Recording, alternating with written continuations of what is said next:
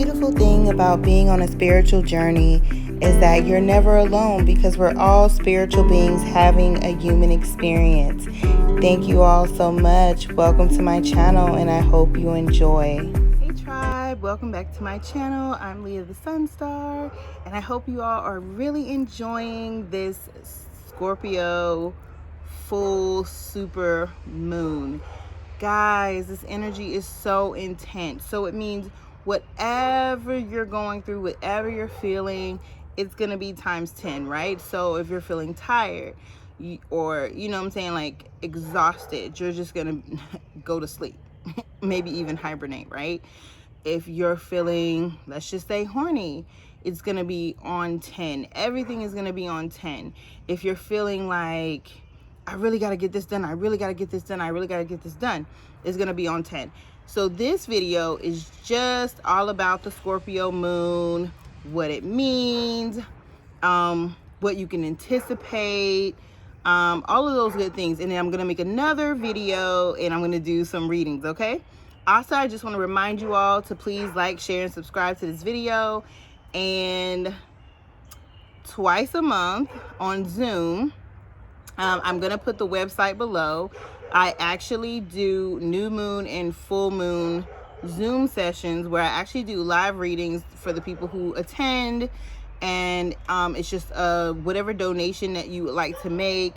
So I'm going to put that link below so that for this upcoming Taurus new moon, you all can join me on Zoom with the Enlightened Collective, okay? So I'm going to put the information for the website down below and let's just get into it. Okay, so this moon in Scorpio. So things you need to know about Scorpio. So Scorpio actually is ruled by the planet Pluto and a little bit on the lesser aspect, but still it also is ruled by Mars energy, okay? So think very masculine energy. So Pluto is the planet of power, transformation, change, obsession, alchemy, healing, life, death. So it's like our secret self. You know what I'm saying? It's like what we may not talk about all the time to people, okay? And then Mars is the planet of aggression. It's a very masculine planet. I call it the zaddy planet, okay? That's Mars energy. This is all about your drive, like how you move about doing things. Like, are you a driven person? Also your sex drive and your sex drive energy. Also represents power, instincts, very dominating energy. But when you think of the planet Mars, think of taking action. So like I said, it's the zaddy planet. It's the let's get things done type of energy, okay? So that's why a lot of Scorpios are very, very, very, very, y'all, I think I got mosquito done bit me on my back, y'all. I had to spray. Okay. So anyways, you definitely have to know like the energy to work with the energy instead of working against the energy, okay? So another thing you need to know about this this zodiac sign of Scorpio, it is a water sign. So all of the zodiac signs are ruled by an element, whether that be fire, earth, water, or air. So Scorpio is a water sign. So what does water do? It ebbs and flows. It ebbs and flows. There's no straight line or no straight path with water, okay? The next thing you need to know about Scorpio is that it's a fixed sign. Fixed meaning is a very stable energy. Actually Scorpio would be the third fixed sign.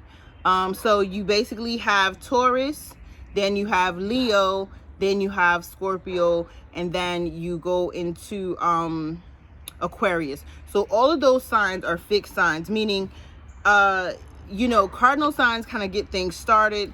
Fixed signs keep things going, give it stability, you know, give it that you know, and then mutable signs kind of transition, kind of end energy, okay?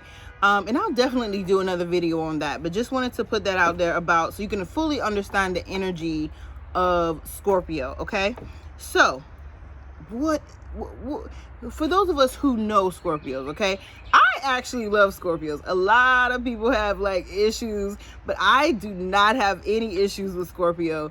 My Mars sign is actually in Scorpio, so is my Jupiter. And I think I have one more placement of Scorpio in my chart. So as soon as I learned that and I learned how to work with the energy, it's been a total blessing to me. So I'll tell anybody, like, wherever Scorpio is in your chart, that just means you're going to be very intense in those areas. You're going to have great magnetism in those areas.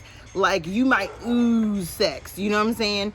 Or sexual magnetism. You might, if it's in your 10th house, you may be very like, when it comes to your business and career, you may be like so focused on your business and career, it may be hard for you to keep a relationship. Because you're so super powerful and focused on career. So wherever it is, like especially if it's like in your Jupiter, like, cause that's where your luck falls and what you can do to bring more luck and abundance into your life. So think that, you know, you just, wherever Scorpio is in your chart, you're going to have deep emotions. You're going to, feel like great, like you're going to have a great power of persuasion. Meaning like, if you have a Venus in Scorpio, you might be very, very like, when it comes to love and romance, you may be very intense and you want your emotional, mental connections to be very intense as well. It's like, it's almost like you want, like, you don't just want somebody's love, you want to possess them. It's like, but it's not like in a bad way. It's in the most like intense, loving way. So Scorpio energy is very strong-willed. I already said the power of persuasions, deep emotional feelers, like definitely very empathic, very highly intuitive energy. Okay, guys. Just think intense, like everything times 10. Scorpios, if you have Scorpio energy in your chart, you feel things very intensely, even if you don't speak up about them. And then there's also that flip side of Scorpio, right? It's that mysterious side. It's that side of, I'm not going to tell you how I'm feeling about you. I'm going to keep it to myself, because Scorpios like secrets. Scorpios do not like being very direct and upfront. They can once they're pushed there. But that energy, it's a very like, I may not tell you what I'm thinking, or I may only tell my lover these things, or I only may tell people close to me these things. So it's like that energy with a Scorpio. You're always going to have like secrets, I guess you can say. Like there's always going to be some type of secrets going on. Like some type of secrets are going to be in play. Okay? Y'all excuse me. I have critters like everywhere. Okay? So y'all might see me pick up this little bug spray can and spray. Okay?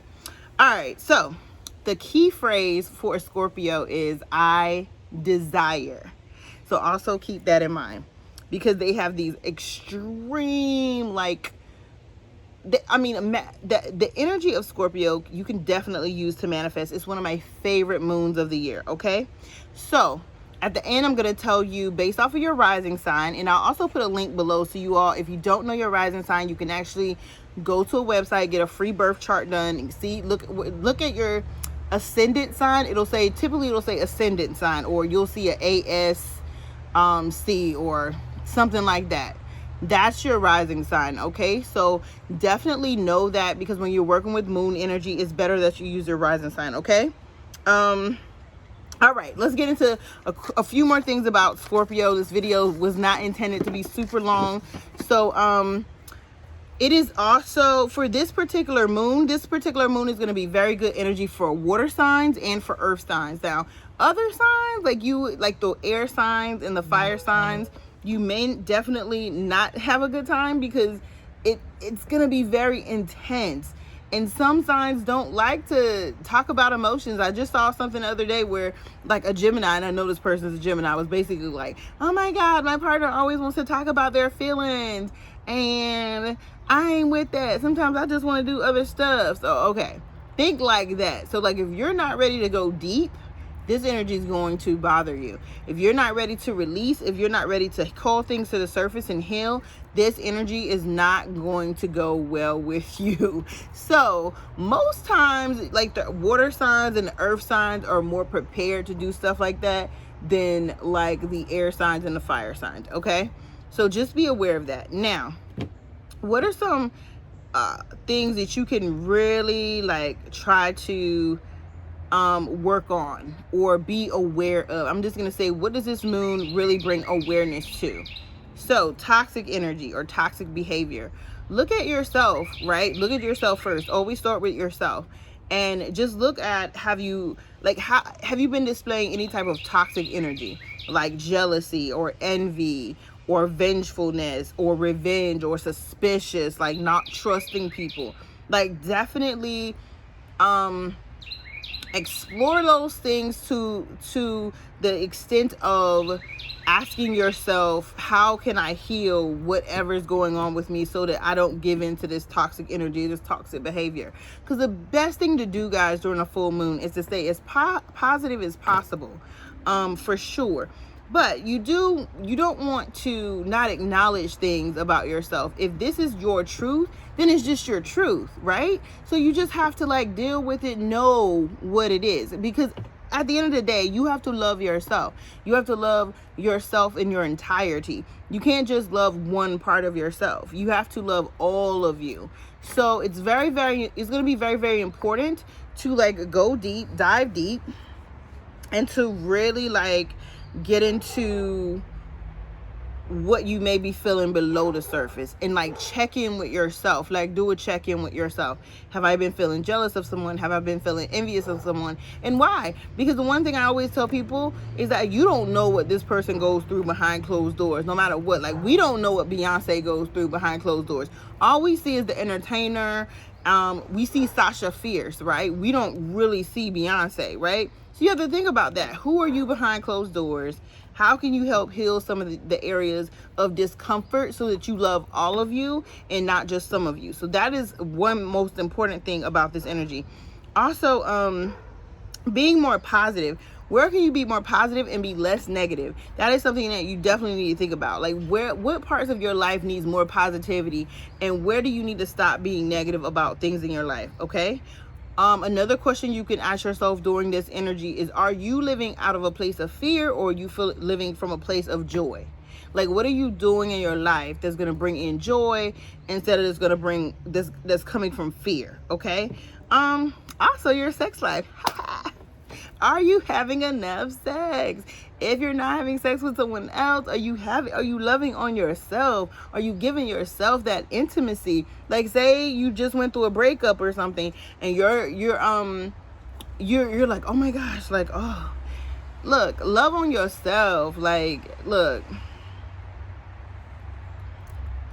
there ain't nothing wrong with giving yourself the love and the attention and the intimacy that you would get from a partner.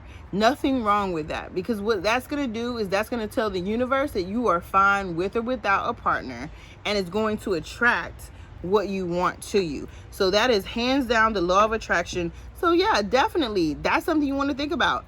How's my sex life? Am I getting enough sex? Because again, going back, Scorpio is the ruler of the 8th house. What is the 8th house, y'all? The 8th house in astrology represents sex, your sex life, your sexual experiences, other people's finances, inheritances, your shared finances with someone.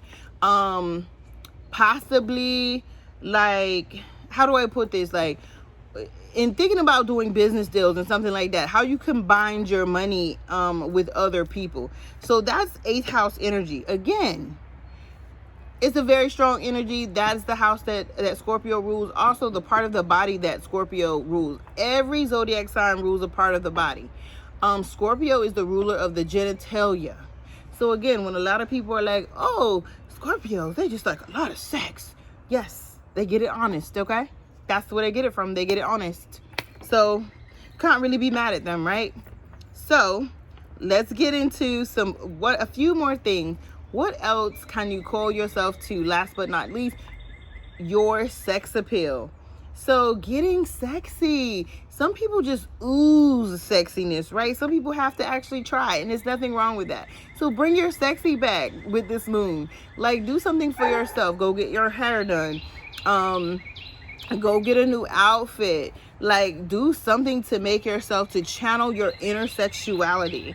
If you don't do that a lot, like I said, some people, they can't help it, you know what I'm saying?